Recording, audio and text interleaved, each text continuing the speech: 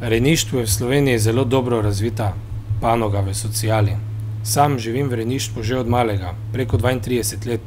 Poleg tega sem diplomiral iz socialnega dela in tudi magistriral socialnega dela in sociologije.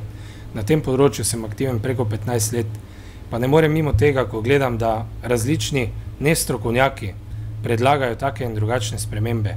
Seveda so spremembe v sistemu potrebne in pomembne, ampak morajo biti skupaj dogovorjene s stroko, civilno družbo, s tistimi, ki živijo in delajo v rejništvu in seveda šele na to v politiki.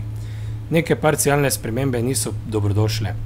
Zakon o izvajanju rejniške dejavnosti, ki je bil sprejet 2003, je prvi v okvirju in resno uredil to vprašanje.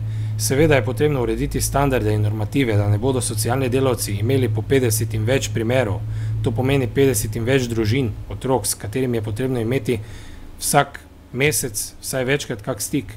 In tako se znajdemo v tem, da so ti delavci preobremenjeni, da je socialno delo postalo birokratsko, zato je kriva država.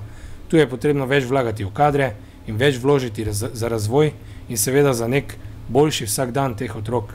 Ti otroci so preživeli hude stvari in treba jim je omogočiti, da bodo zdravo živeli, se šolali naprej in znali poskrbeti zase. Zato se kot tudi podpredsednik Rejniškega društva Slovenije zavzemam za celostno urejanje področja rejništva, ne pa neke parcialne spremembe zakonov v zgolj enem členu, kar je bilo priča 2 meseca nazaj.